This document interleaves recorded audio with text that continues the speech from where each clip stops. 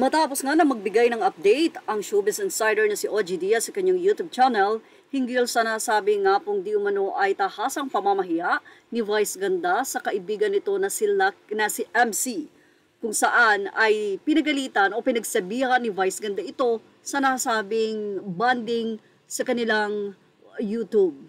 But anyway, nagsalita rin si Christopher Min na naging apektado sa pamamahiya raw ni Vice Ganda kay MC Mua. Ang bigat, yan pa ang naging say din ng isa sa showbiz columnist and showbiz insider.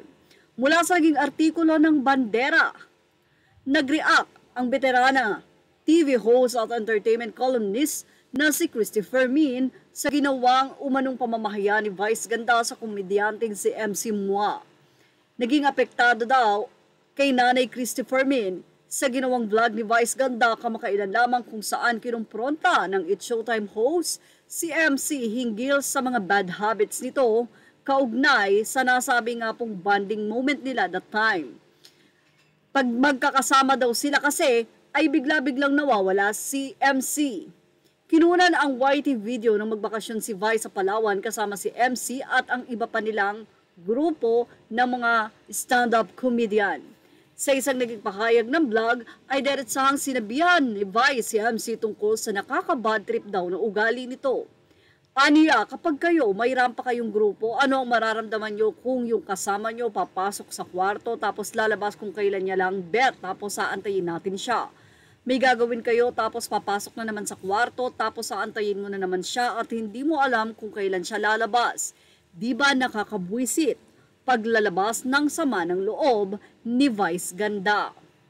I chose to be with all of you now, say niya. I chose to be with all of you this vacation kasi pwede naman kami na lang ulit ng mga nanay kong lumabas, di ba?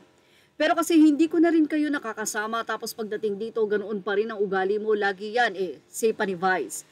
Say naman ni Christopher Min, hindi niya maiwasang maawa kay MC sa ganawang pamamahiya ni Vice lalo na nang humagulgol na ang una.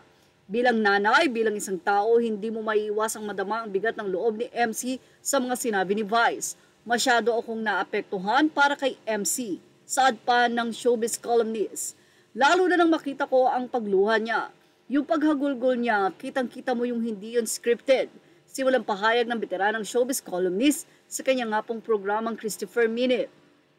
Say pa niya, alam ko kung ano ang nasa loob niya Gusto niya talagang pagbigyan si Vice kung ano ang magustuhan dahil nasa laylayan siya ni Vice Ganda sa Showtime. Feeling din ni Nanay Christy, mas pinili na lamang daw manahimik ni MC at huwag nang labanan o kontrahin si Vice kahit pa yung may gusto rin itong sabihin tungkol sa mga sinabi ng kanyang kaibigan. Alam ni MC kung saan siya nakatayo, alam niyang may kalakip na pangarap ang pagiging malapit niya kay Vice. Hindi lang ito basta friendship kundi isang koneksyon na makakatulong sa kanyang karir at sa kanyang pamilya. Ang punto sa veteranang TV host, hindi dapat ginagamit ang blog at iba pang social media platform sa mga ganitong personal at sensitibong issue, lalo na kung pwede itong makasakit at makaapekto sa mental health ng isang tao. Hindi na sana inabot pa sa ganoong antas, pwede namang kausapin si MC off-cam. May mga bagay na hindi na dapat gawing content pa, say pa ng si Christopher Min. Yan din ang say ng ilang netizen. Bakit nga ba tahasan na sa kanya nga pang vlog, pinagalitan nitong si Vice Ganda si MC, na kung saan marami nga ang medyo na-offend dito sa unkabogable star Vice Ganda. Well, ano mas sa inyo about dito? Ilagay lang yung opinion sa ating comment section. Thank you for watching. Images are all credit to the rightful owners. Please like, share, and subscribe.